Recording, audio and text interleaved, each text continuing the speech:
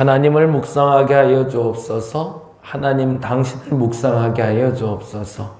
나를 향한 오늘의 선한 뜻을 분별하게 하여 주옵시고 나를 향한 하나님의 그 선한 뜻에 따라 내가 어떤 말을 어떤 행동을 해야 될지를 분별하는 지혜를 허락하여 주시옵소서. 하나님을 묵상하게 하여 주옵소서. 그래서 오늘의 지혜로 살아가며 실수할 일 혹여 있을 수 있지만 그것이 낭패를 가져오지 말게 하여 주옵시며 성공의 길, 온전한 길, 하나님이 원하는 길, 그 길에 설 수 있는 우리가 되게 하여 주시옵소서. 잘못된 선택, 잘못된 판단이 얼마나 어그러진 결과를 가져오는지 우리가 알고 있사오니 온전한 판단을 할 수 있는 우리가 되게 하여 주시옵소서. 무엇보다 하나님, 내일은 서울시장과 부산시장 선거가 있는 날입니다. 보궐선거를 통해서 새로운 지도자들을 세우게 될 터인데 사랑하는 서울 시민들과 부산 시민들의 마음이 온전히 지혜롭게 하여 주시사 그들이 온전한 지도자를 뽑게 하여 주옵시고 그로 말미암아 그 시가 하나님 앞에서 그리고 세상 앞에서 온전하게 거듭날 수 있는 온전한 계기 또한 허락하여 주시옵소서.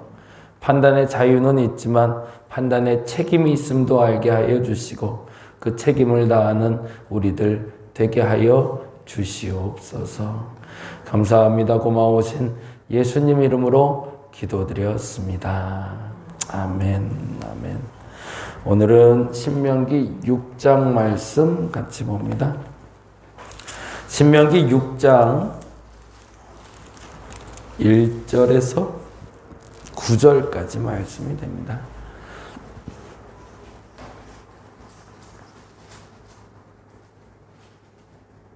신명기 6장 1절에서 9절까지 네, 다 찾으셨나요? 우리 천천히 한 목소리로 같이 읽도록 하겠습니다. 이는 곧 너희의 하나님 여호와께서 너희에게 가르치라고 명하신 명령과 규례와 법도라. 너희가 건너가서 차지할 땅에서 행할 것이니 곧 너와 내 아들과 내 손자들이 평생에 내 하나님 여호와를 경외하며 내가 너희에게 명한 그 모든 규례와 명령을 지키게 하기 위한 것이며 또 내 날을 장구하게 하기 위한 것이라. 이스라엘아 듣고 삼가 그것을 행하라. 그리하면 내가 복을 받고 내 조상들의 하나님 여호와께서 내게 허락하심 같이 젖과 꿀이 흐르는 땅에서 내가 크게 번성하리라. 이스라엘아 들으라. 우리 하나님 여호와는 오직 유일한 여호와이시니 너는 마음을 다하고 뜻을 다하고 힘을 다하여 내 하나님 여호와를 사랑하라. 오늘 내가 내게 명하는 이 말씀을 너는 마음에 새기고 내 자녀에게 부지런히 가르치며 집에 앉았을 때에든지 길을 갈 때에든지 누워 있을 때에든지 일어날 때에든지 이 말씀을 강론할 것이며 너는 또 그것을 내 손목에 메어 기호를 삼으며 내 미간에 붙여 표로 삼고 또 내 집 문설주와 바깥문에 기록할지니라. 아멘. 아멘. 오늘은 4장, 5장, 6장, 3장 같이 보는 날이고요. 4장 말씀은 이렇게 기록을 좀 해놓을까요? 지켜야 할 규례는 무엇인가? 이제부터는 이스라엘 백성들이 가나안에 들어가서라는 전제로 가요. 1장부터 3장까지는 요단을 건너지 못했던 상황, 과거 상황에 대한 설명이라면 4장부터는 이제 들어간 후에 지켜야 될 이야기, 들어간 후에 일어난 이야기에 대해서 기록하고 있어요. 그래서 1장과 3장까지는 가나안에 들어가지 못하고 있었던 상태, 왜 우리가 못 들어갔는지에 대한 설명, 4장부터는 앞으로 들어가서 할 일들 이렇게 되면 되는데 4장은 그래서 지켜야 될 규례는 무엇인가 이렇게 적으시면 되고요. 굉장히 길게 잘 정리되어 있어요. 한번 보시면 좋겠고요. 5장은 그 지켜야 될 규례 중에 규례, 뭘 얘기할까요? 10계명을 얘기하고 있습니다. 지켜야 될 규례 중에 규례인 10계명은 무엇인가? 그래서 5장은 10계명은 무엇인가 이렇게 적어 놓으시면 좋을 것 같아요. 4장은 지켜야 될 규례는 무엇인가? 5장은 그 중에 계명 중에 계명인 10계명. 그리고 나서 이 계명 중에 계명을 요약하는 게 6장에 나오는데요. 6장은 이렇게 해 놓으면 될 것 같아요. 정착 후의 권면은 무엇인가?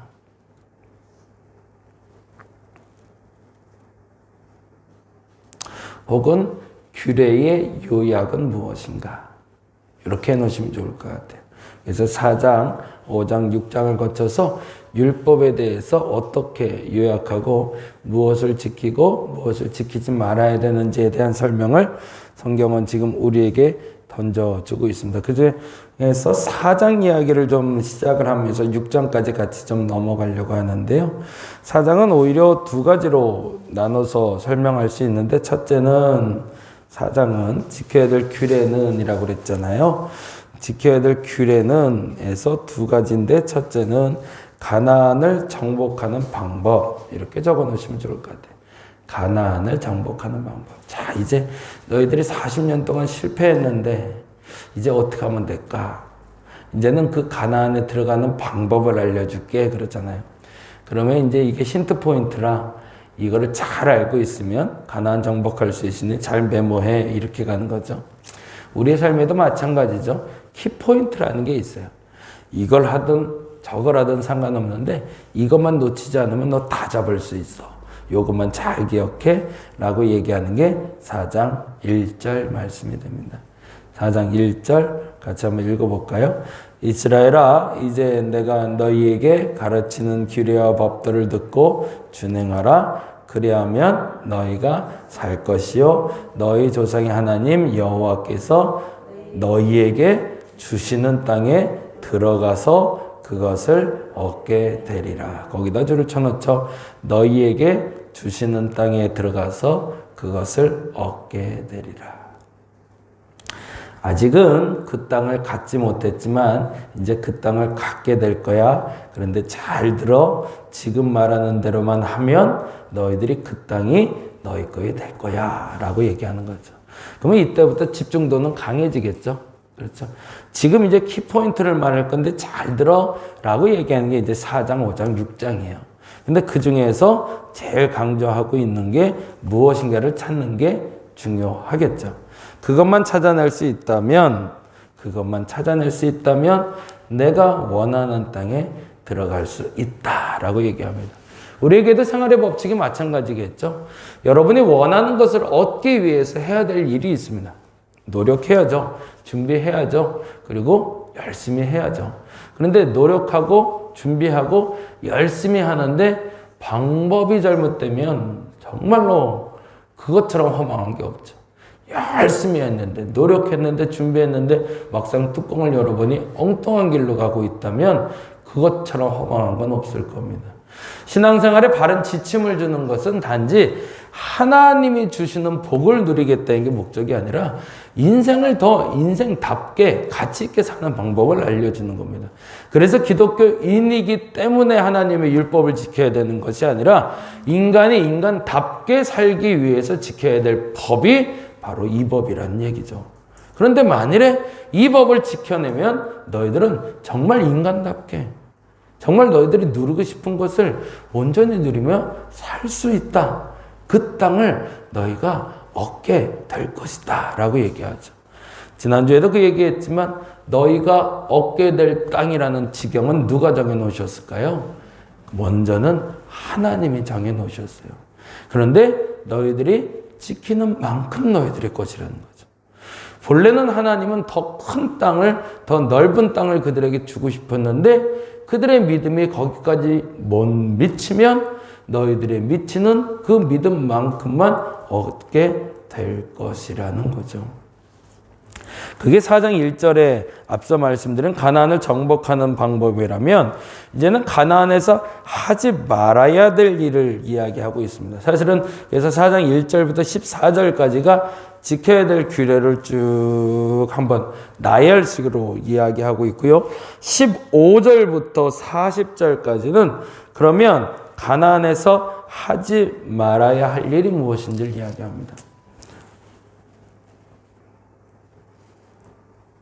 그 하지 말아야 될 일의 시작이 15절에 이렇게 이야기하고 있네요. 같이 한번 읽어볼까요? 15절 여호와께서 호렙산 불길 중에서 너희에게 말씀하시던 날에 너희가 어떤 형상도 보지 못하였은즉 너희는 깊이 삼가라.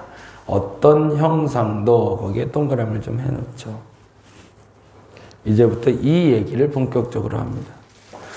하나님이 제일 걱정이 되는 게 있었던 것 같아요. 그들이 가서 율법을 지키고 말한 대로 사는 건 그나마 나은데 말한 대로 살다가 말한 대로 살려고 흔적을 남기는 게 문제가 될 걸 아셨습니다. 신앙생활을 하다 보면 신앙생활뿐만 아니라 공부도요, 습관에 익숙한 방법들이 나와요. 근데 그 방법들이 마치 정답인 것처럼 얘기할 때가 있습니다. 그래서 그런 거 있잖아요. 공부하는 방법을 알려주겠다고 하면 자기가 깨달은 공부법을 알려주잖아요. 그리고 그 법대로 하면 너 수능 100점 맞을 수 있어. 근데 그건 모든 사람에게 절대적인 법은 아니죠. 그런데 마치 그것이 절대적인 법처럼 이야기하는 경우를 종종 봐요. 그게 뭐죠? 다른 말로 표현하면 우상이죠. 나도 모르게 하나님을 쫓아가고 있는데 하나님을 쫓다가 방법을 알게 됐어요. 야, 이렇게 쫓으면 정답이네. 진짜 하나님 만날 수 있네. 근데 그것만이 정답일까요? 아닙니다. 목사님들이 그리고 신앙인들이 깨달아야 될 매우 중요한 요소 중에 하나가 우상은 하나님과 또 다른 개체의 신을 섬기는 걸 말하는 게 아닙니다. 우상은 하나님을 쫓다가 만들어진 하나님의 흔적을 쫓는 걸 얘기합니다. 이게 무서운 거죠.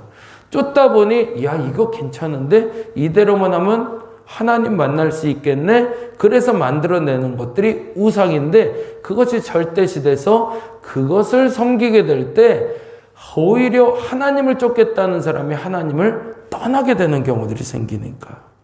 그래서 첫 번째 만들어진 우상들은 사실은 하나님을 쫓다가 하나님을 쫓는 방법의 흔적들이 남아서 신이 된 경우들을 얘기합니다.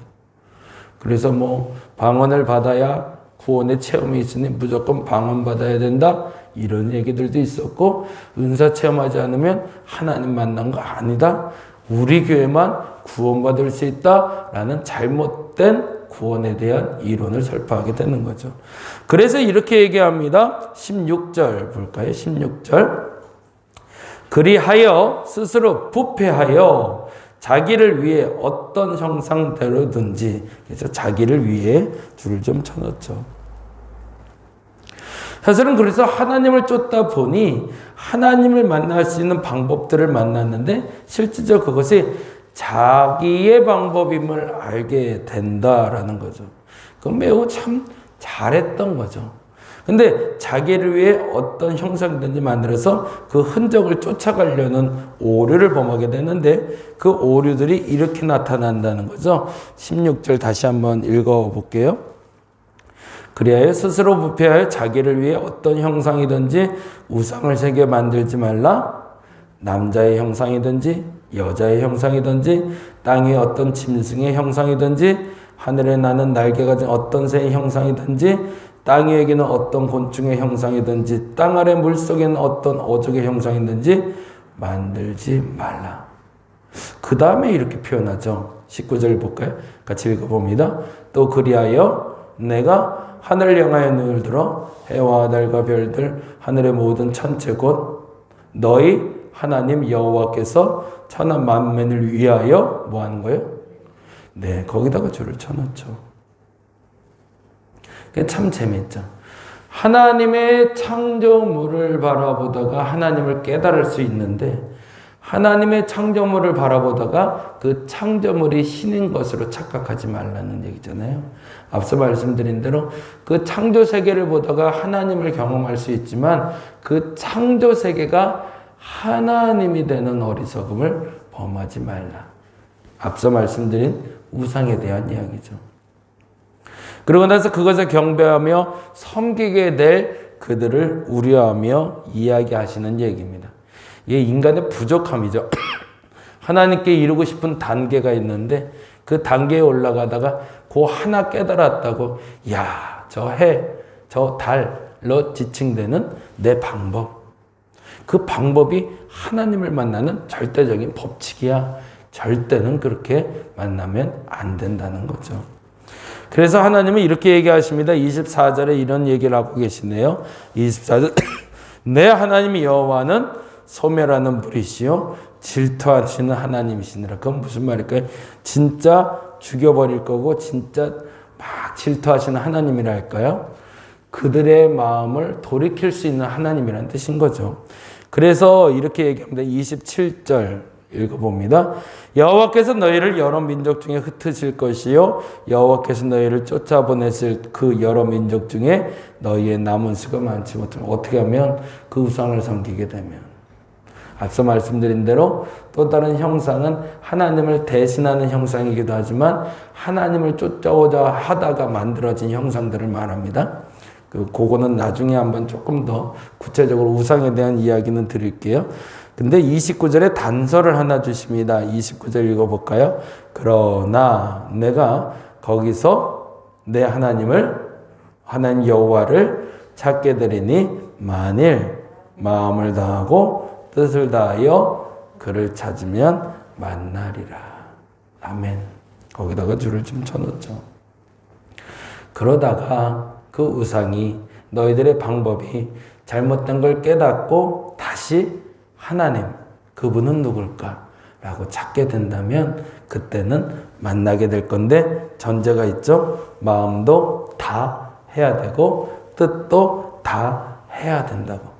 적당히 말고 99% 말고 100% 진짜 하나님 만나기 원한다 라고 하면 그때 내가 만나 주리라. 그래서 가나안에서 하지 말아야 될 가장 중요한 하나님의 제일 큰 걱정거리, 그곳에 살다가 나를 쫓는다는 핑계로 쫓다가 너희들의 방법에 매몰되지 말라라고 이야기하시고, 그리고 나서 십계명으로 다시 한번 전체적인 보편적인 율법을 5장에 설명하시고 6장에서 다시 한번 이 말씀을 반복하고 계세요. 그게 6장 4절 5절 쉐마 이스라엘이라고 들은 우리가 잘 알고 있는 여호와의 율법이죠. 6장 4절 5절 같이 한번 읽어봅니다. 이스라엘아 들으라, 우리 하나님 여호와는 오직 유일한 하나님이시니. 그건 무슨 말이에요? 우상 만들지 말라라는 거죠. 예, 그리고 나서 5절에 이렇게 얘기합니다. 너는 마음을 다하고 뜻을 다하고 힘을 다하여 내 하나님 여호와를 사랑하라. 근데 그 사랑하는 방법은 뭐예요? 6, 7, 8, 9절에 있는데요. 어떻게 돼 있죠? 말씀을 마음에 새기는데 마음에 새기는 방법이 부지런히 가르치고 앉았을 땐지 길 갈 땐지 누울 땐지 일어날 땐지 언제든지 맞아, 정성을 다해 뜻을 다해 마음을 다해 하나님을 사랑해야지 라고 지속적으로 마음을 다 잡아가면 결단코 하나님은 너를 버리지 않을 것이다 라고 이야기하고 있습니다. 오늘 나의 방법이 절대시되지 않게 해달라고 기도하는 한 날 되었으면 좋겠습니다. 내가 안 방법이 옳은 방법일 수는 있어요. 그러나 그 옳은 방법이 절대는 아님을. 그런데 그 방법을 통해서 다른 사람들도 하나님을 만나게 인도할 수도 있지만 그렇지 않을 수 있음도.